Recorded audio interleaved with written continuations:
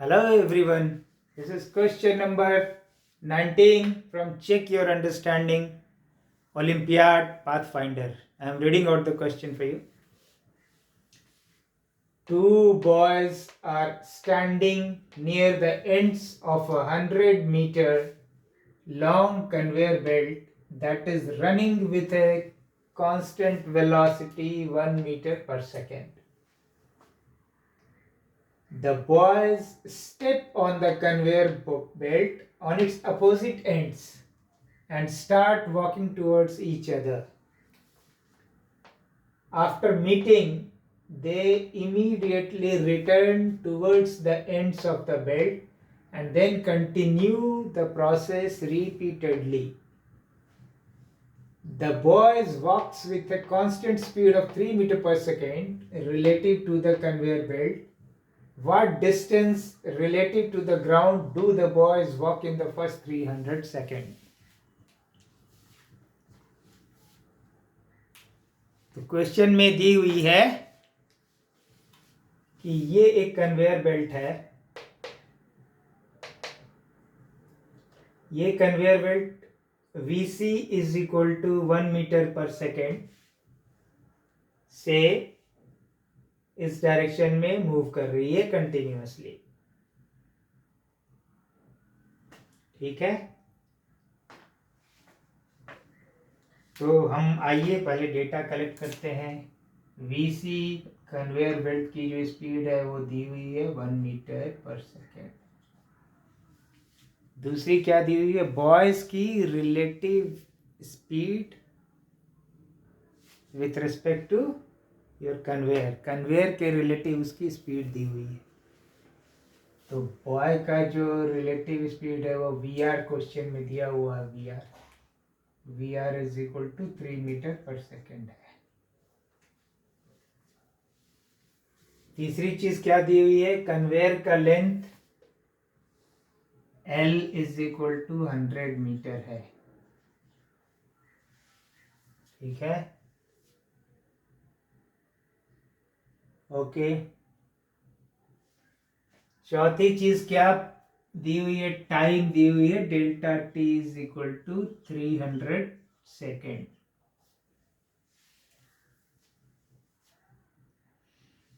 तो इस 300 सेकेंड में पूछ रहा है कि ईच बॉय ये एंड ये कितना डिस्टेंस कवर किया.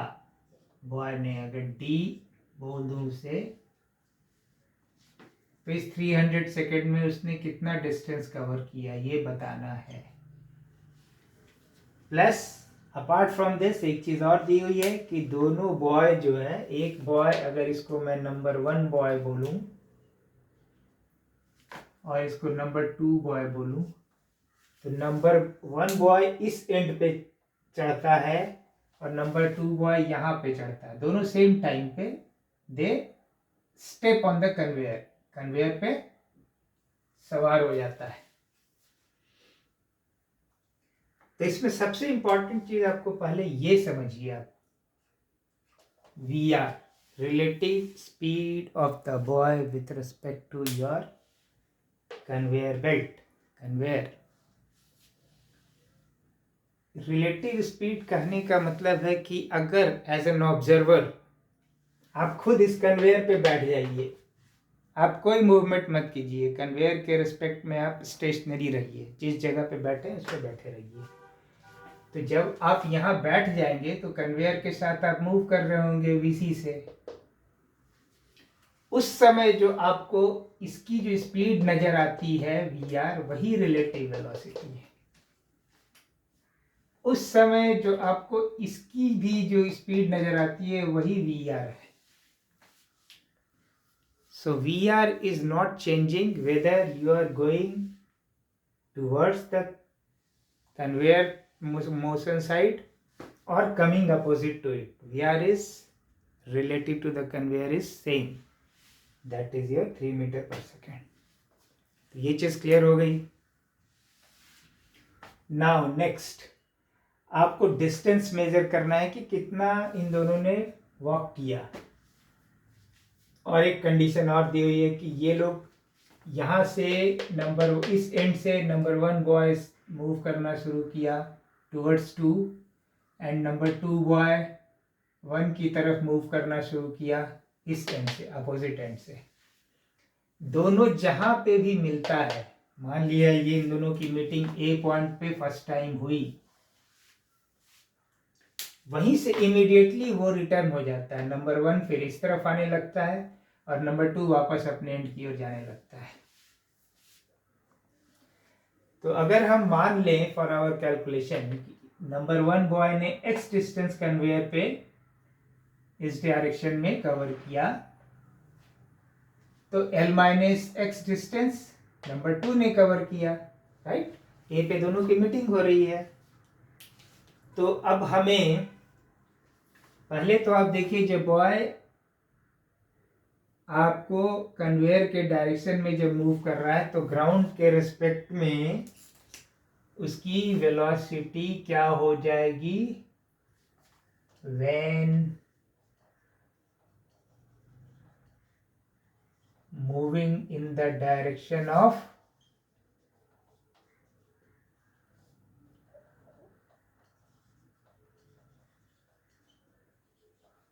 Motion of conveyor. तो उसको अगर मैं VBG लिखूं, velocity of boy with respect to ground, तो क्या होगा, velocity of boy with respect to conveyor, that is VR, plus इसमें कन्वेयर का भी स्पीड ऐड हो जाएगा।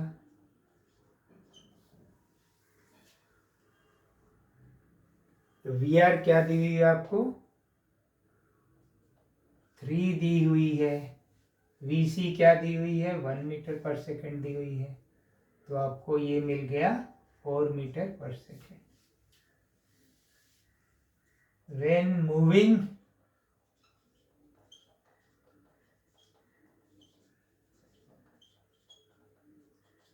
opposite to the direction of motion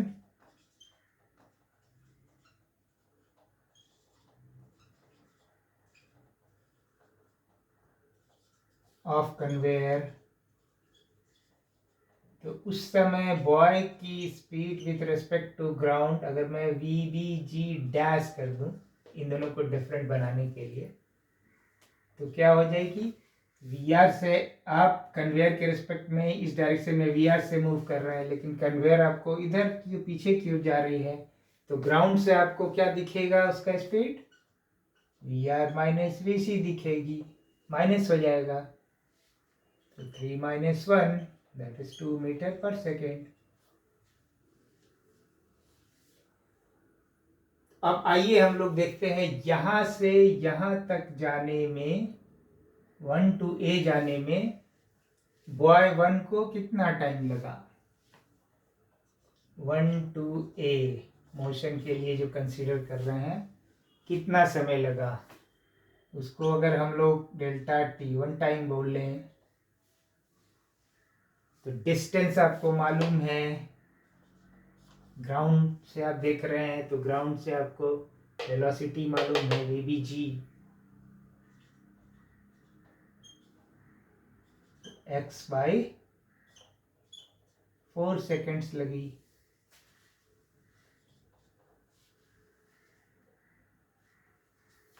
इसको 2 से A आने में नंबर 2 बॉय को क्या समय लगा, सेम समय लगेगा, क्योंकि डेल्टा T1 में ये भी A पे पहुंच रहा है, ये भी A पे पहुंच रहा है।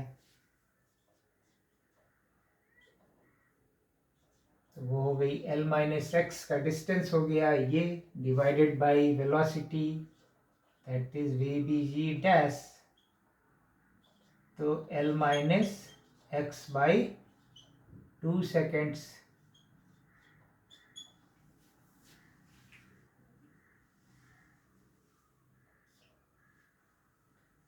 अब यहाँ पे मिलने के बाद इमीडिएटली नंबर 2 बॉय वापस अपने एंड की ओर जाने लगता है और नंबर 1 बॉय अपने एंड की ओर आने लगता है। तो नंबर 1 बॉय को इस x डिस्टेंस को कवर करने में इस डायरेक्शन में कितना समय लगेगा, A to 1 आने में, फॉर नंबर 1 बॉय,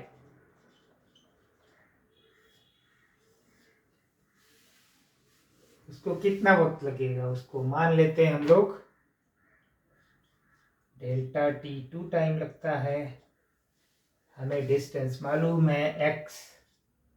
अब चेंज क्या हो गई उसकी, ग्राउंड से जो स्पीड जो देख रहे हैं वो चेंज हो गई। अब यहाँ पे वो vbg डैश हो जाएगा, है ना, ये वाली हो जाएगी उसके लिए, क्योंकि कन्वेयर उधर मूव कर रहा है, ये उसके अपोजिट आ रहा है। तो ये कितनी हो गई आपको x/2,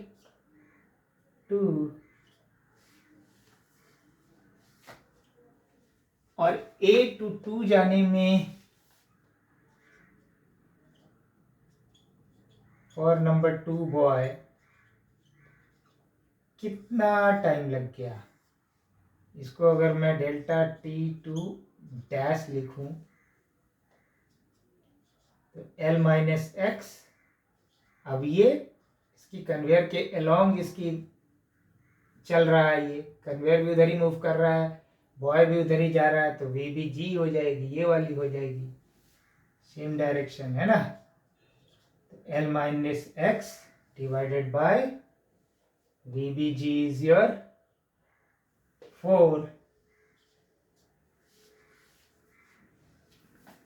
यहां तक क्लियर है। नाउ देखिए, हर केस में, पूरे सिस्टम में, पूरे प्रोसेस में, कंप्लीट प्रोसेस में ये दोनों चलता है, मिलता है, फिर वहीं से रिटर्न हो जाता है अपने अपने एंड की ओर, फिर जहां भी मिले, यहाँ मिल रहा है, फिर ये मिला, फिर वापस लौट गया, ये भी लौट गया, है ना। तो मैं अगर एवरेज वेलोसिटी निकाल लूं दोनों की, 1 की और 2 की, और मेरे पास टोटल टाइम दिया हुआ है, तो एवरेज वेलोसिटी को टोटल टाइम से मल्टीप्लाई कीजिएगा तो आपको total distance travelled by each boy आपको मिल जाएगा। तो आइए हम लोग एवरेज वेलोसिटी निकालते हैं। आप लोग चैंपियन है, आपको पता है कि एवरेज वेलोसिटी कैसे निकालनी है। आपने कितना डिस्टेंस कवर किया फॉर बॉय 1, चलिए आपने लिखा बॉय 1 के लिए average velocity v average for 1। आपको पता है कि बॉय यहाँ गया x डिस्टेंस, फिर x डिस्टेंस वापस आया, तो टोटल डिस्टेंस उसने कितना कवर किया, 2x कवर किया।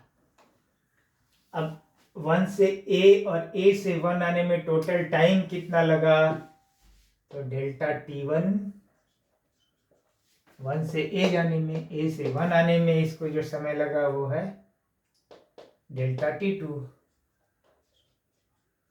यही इसकी एवरेज वेलोसिटी है। तो आप इसको लिख डालिए, डेल्टा t1 किधर गई, x/4 है, डेल्टा t2 कितनी है, x/2 है,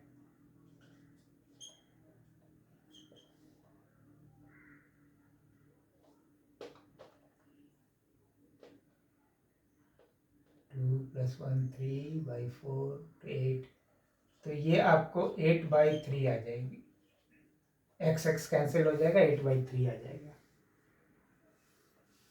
तो एवरेज वेलोसिटी ऑफ नंबर 1 का आपको मालूम हो गया, नंबर 1 बॉय का। सेम वे हम फॉर बॉय 2 के लिए करते हैं।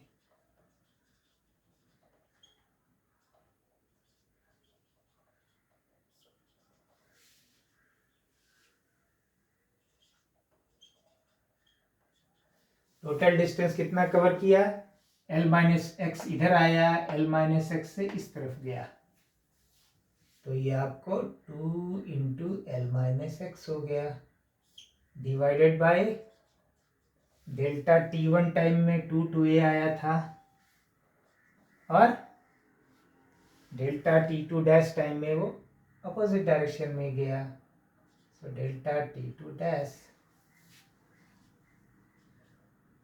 2 into l-x, delta t1 2 to a आने के लिए क्या था, l-x/2,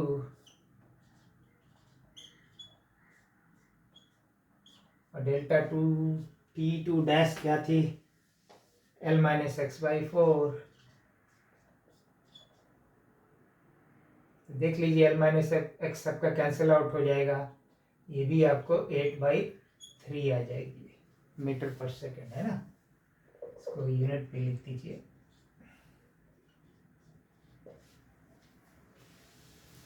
अब आपके पास एवरेज वेलोसिटी दोनों की मिल गई, क्योंकि हर केस में, और ये average velocity will remain same through out. क्यों? क्योंकि हर बार इक्वल जितना डिस्टेंस कवर करेगा कन्वेयर, जिस डायरेक्शन में चल रहा है उस डायरेक्शन में उतना ही डिस्टेंस इसको वापस भी आना पड़ेगा। तो हर बार देखिए, मैंने इसलिए कोई इसमें मैंने न्यूमेरिकल वैल्यू नहीं डाला, एक्स और L माइनस एक्स डाला है, जो दिख रहा है कि आपको ये कैंसिल आउट हो जाएगा। तो हर केस में आपका एवरेज वेलोसिटी 1 और 2 का 8/3 मीटर पर सेकेंड ही मिलेगा। तो 8/3 मीटर पर सेकेंड है, तो टोटल डिस्टेंस कवर्ड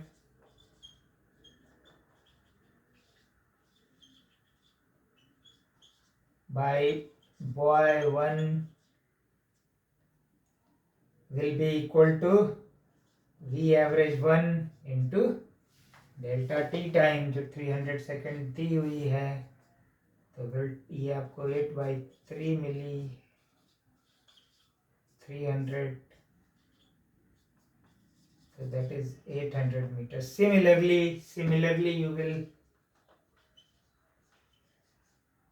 Similarly आप कैलकुलेट कीजिए फॉर नंबर 2 का, तो नंबर 2 भी आपको वही मिल जाएगी, क्योंकि दोनों की एवरेज वेलोसिटी सेम है, टाइम सेम है, 800 मीटर। So answer is each boy has covered an 800 meters of distance during the process.